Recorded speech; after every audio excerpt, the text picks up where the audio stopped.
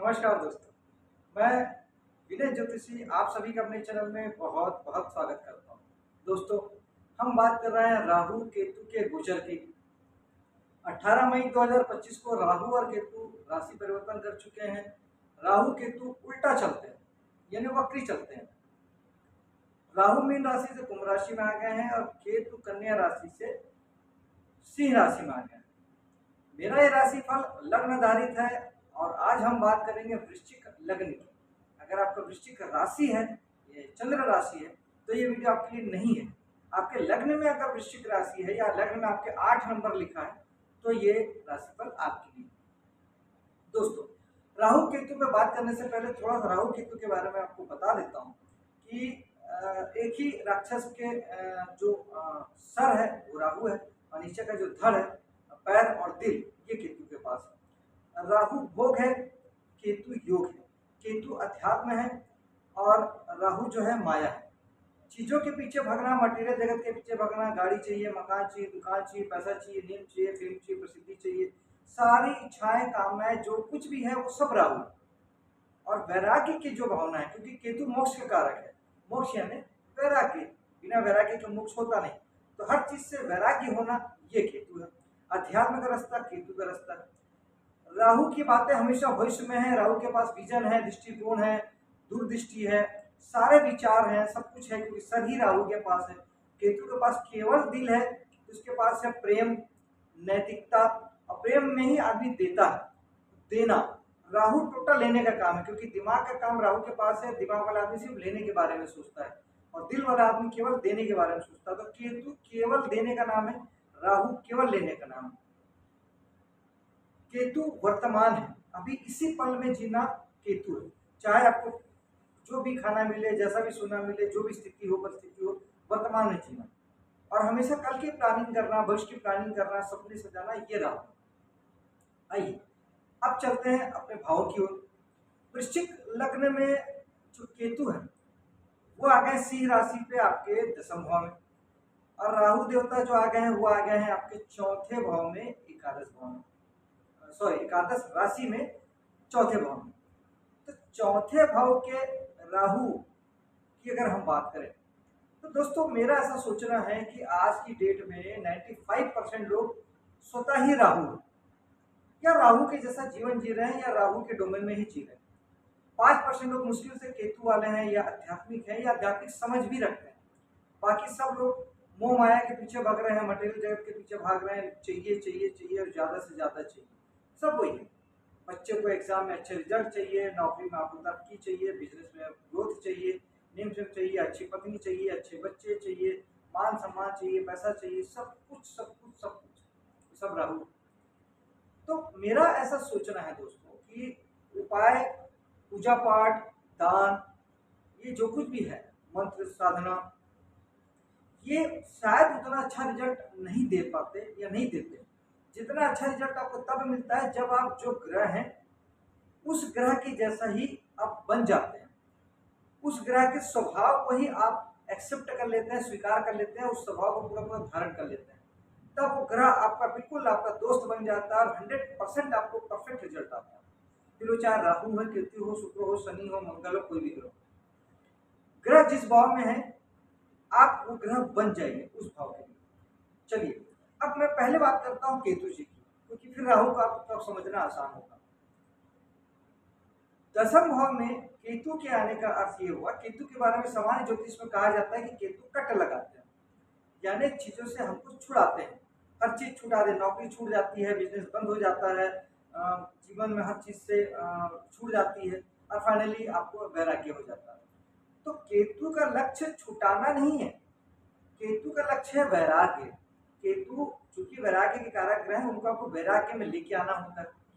आप जब मटेरियल जगत के पीछे भगते हैं, आप राहु के पीछे भगते हैं, आपको ये भी चाहिए, वो भी चाहिए, वो भी चाहिए, तब फिर केतु उसमें लगाते हैं कट, आपके सारे कामों को बंद करा देते हैं, नौकरी छुटा देते हैं, बिजनेस बंद करा देते हैं। आपको दुख होता है, दुख से वैराग्य पैदा होता है और आप रियलाइज करते हैं कि सारी चीजें बेकार है, दुनिया में किसी चीज का कोई मतलब नहीं है। आ गए ना केतु के डोमेन में। लेकिन अगर जिस भाव में केतु बैठे हैं उस भाव के लिए कम से कम आप अगर केतु बन जाते हैं, स्वयं से वैरागी बन जाते हैं।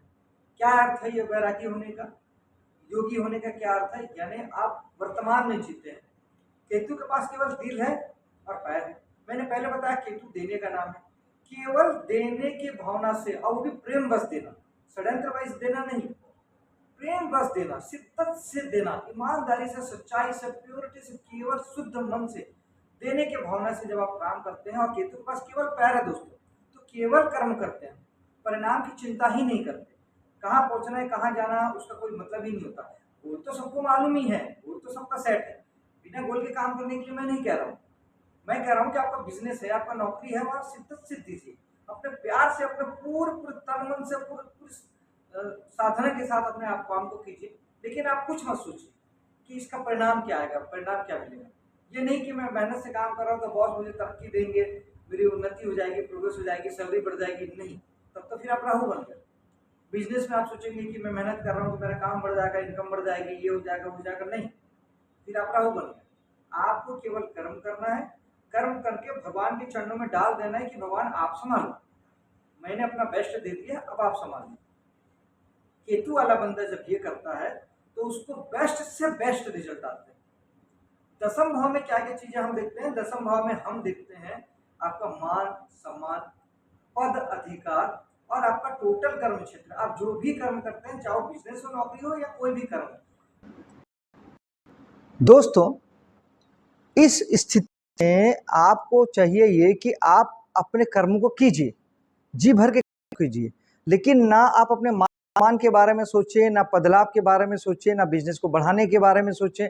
किसी भी प्रकार का थॉटलेस होकर काम करेंगे तो ये केतु आपको बहुत अच्छा देंगे। और एक खासियत मैंने देखा है, ये मेरे अनुभव में है, और मेरे बहुत सारे जो क्लाइंट हैं वो अपने अनुभव से जब शेयर करते हैं तो उनका भी यही अनुभव रहा कि जब आप छोड़ देते हैं तब केतु भर भर के, तब केतु बहुत अच्छे रिजल्ट देते हैं जब आप छोड़ देते हैं चीजों को। जब तक आप उसके पीछे भागते हैं तब तो देना तो दूर की बात है, केतु जो है वो भी ले लेते हैं। आप राहु बने मतलब केतु वो ले लेंगे जो आप जिसके पीछे भाग रहे हैं। लेकिन आप किसी चीज के पीछे नहीं भागते, कोई बात, कोई कामना, कोई इच्छा नहीं भागते हैं, अशिद्दत से अपने काम को अंजाम देते हैं, तब यही केतु आपको देते हैं। दोस्तों, उदाहरण के लिए मोदी जी हैं। मोदी जी ने 4 साल 5 साल ध्यान साधना की, उसके बाद वो आरएसएस का झोला लेके जगह जगह आरएसएस के प्रचार में घूमते रहे, घर छोड़ दिया, अपनी श्रीमती जी को छोड़ दिया और प्रचार प्रसार में लगे रहे। तब अटल जी ने बुला के उन्हें गुजरात का मुख्यमंत्री बनाया। वहां भी वो शिद्दत से अपना देने के भाव से काम करते रहे तो उनको बुला के देश के प्रधानमंत्री बना दिया गया। और उसके बाद आज पूरे विश्व में उनका डंका बज रहा है, पूरे विश्व में उनका डंका बज रहा है। ये केतु है। जब आप पूरा छोड़ देते हैं तब केतु आपको देते हैं। और इसी में आपको मैं राहु बनने का एक छोटा सा एक उदाहरण भी देता हूं। पहली बार में, दूसरी बार में कोई नारा सीटों का नहीं दिया गया था, तो पहली बार में 270 के आसपास और दूसरी बार में 320 के आसपास सीटें आई थी भाजपा की। तीसरी बार में मोदी जी ने नारा दिया 400 प्लस। विजन लिया। विजन मैंने बताया राहु का कार्य क्षेत्र है। सपने लिए, विजन लिए, सपने सजाए, दूरदृष्टि लगाई, 400 प्लस का दिया, और हुआ क्या? भाजपा 240 सीट में आ गई। ये है केतु और राहु की कहानी। दोस्तों, जब आप राहु बनते हैं तो केतु आपको जो आपका हक है वो भी आपको नहीं देते। कोई सोच नहीं सकता था कि मोदी का इतना नेम फेम है और वो भाजपा पूर्ण बहुमत में भी नहीं आएगी। सरकार बन गई अलग बात है, प्रधानमंत्री बन गए अलग बात है, लेकिन ये 400 प्लस का नारा राहु था। रामदेव बाबा 25 सालों से लोगों के एक ऑरेंज गेरुआ कपड़ा लपेट के, एक तो धोती और लपेट के आपको योगा सिखा रहे हैं। तो तब भी वही करते थे, आज भी वही करते हैं। 25,000 करोड़ के मालिक बन चुके हैं 25 सालों में। ये कहां से आया? इन्होंने सब छोड़ दिया तब केतु ने दिया। जब आप छोड़ देते हैं ना, केतु तब देते हैं। अगर बंदा केतु वाला है और केतु आध्यात्मिक ग्रह है, जब आध्यात्मिक आप बन जाते हैं, जब आप केतु के डोमेन में चले जाते हैं, तब केतु आपको देते हैं। राहु के डोमेन में जाने से नहीं देते। चलिए, बहुत से लोग ऐसे होंगे जो कहेंगे कि हमारे लिए वैराग्य धारण करना कठिन काम है, केतु बनना कठिन काम है, तो उनके लिए मैं उपाय भी मैं बता देता हूं। उपाय के तौर पे आप केतु के लिए सबसे बेस्ट उपाय है मेडिटेशन। मेडिटेशन, गहरा ध्यान करेंगे, मेडिटेशन करेंगे, प्राणायाम करेंगे तो आप ऑटोमेटिक अध्यात्म के दुनिया में कदम रखेंगे। और जैसे जैसे आप अध्यात्म में जाएंगे, केतु आपके दोस्त बनते चले जाएंगे, आपको विजन देंगे, आपको समझ देंगे, आप उस समझ से काम करेंगे। मेडिटेशन बहुत बहुत बहुत उत्तम चीज़ है। सातों ग्रहों के लिए, नौ ग्रहों के लिए, सातों चक्रों के लिए, आपके पूरे जीवन के लिए मेडिटेशन रामबाण है। उसके अलावा दूसरे नंबर पे दान की बात करें तो आप खट्टे मीठे फलों का दान कर सकते हैं, जो कि केतु के डोमेन में आते हैं। खट्टे मीठे जो फल होते हैं, आम है, नींबू है, केला है, जो खट्टे मीठे हैं, तो उसका आप दान आप कीजिए। गरीब को भी दे सकते हैं, मंदिर में भी दे सकते हैं। दूसरा, मंत्र की साधना की बात करें तो ओम केतुवाय नमः आप एक माला जाप कर सकते हैं केतु जी के लिए, ये 108 बार आप करें, ये बहुत अच्छा है। और पूजा में दुर्गा पूजा जो है साधना बहुत अच्छी है केतु जी के लिए, दुर्गा जी की साधना आप कर सकते हैं। और भगवान बृहस्पति यानी गुरु ग्रह की साधना भी, क्योंकि केतु गुरुवत कह बताए गए हैं, तो उनकी साधना भी की जा सकती है, क्योंकि केतु आध्यात्मिक गुरु है। तो जब आप गुरु परंपरा से, गुरु की अपनी साधना करते हैं, गुरु से जुड़ते हैं, गुरु शिष्य परंपरा से जुड़ते हैं, तो वहाँ भी केतु जो है बहुत अच्छा काम करते हैं दोस्तों, क्योंकि अध्यात्म बिना गुरु के तो आपको आगे बढ़ने भी नहीं देता है। अब हम बात करते हैं राहु की, अब आप बेहतर ढंग से समझ पाएंगे। चौथे भाव में राहु है, राहु जिस भाव में बैठते हैं वहां के लिए आपको भगाते हैं, दौड़ाते हैं, मोह माया देते हैं और चाहते हैं कि आप भागे और दौड़ें। तो यहाँ के लिए तो मैं यही कहूंगा कि आप राहु बन जाइए, यानी आप भागिए, दौड़िए, किसी चाहत के पीछे अपने आप को झोंक दीजिए, लगा दीजिए। लेकिन अगर आप राहु जी को विजन नहीं देंगे, राहु विजन है, उनको ये नहीं बताएंगे कि किस विषय में दौड़ना, किस विषय में भागना, आप किस में भागना चाहते हैं, तो वो अपनी मर्जी से भगाएंगे। जब अपनी मर्जी से भगाएंगे तो राहु रुकावट भी है, बाधा भी है, चिंता भी है, परेशानी भी है, कष्ट भी है, तकलीफ भी है, सब राहु है। धोखा भी है, छल भी है, फरेब भी है, सब कुछ राहु है। तो यहाँ पर आपको अपनी समझ से आपको अपना एक रास्ता चुनना पड़ेगा। अब चौथे भाव में क्या क्या चीज़ है? चौथे भाव में आप ट्रेवलिंग के बिजनेस से जुड़ सकते हैं।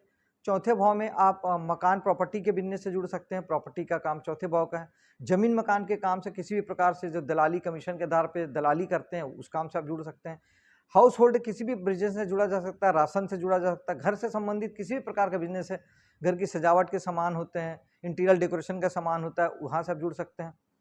मेंटली, मानसिक रूप से जो मनस के जो जानकार होते हैं, आप उसके वहाँ से जुड़ सकते हैं, क्योंकि चौथा भाव हमारा मन भी है, माँ है।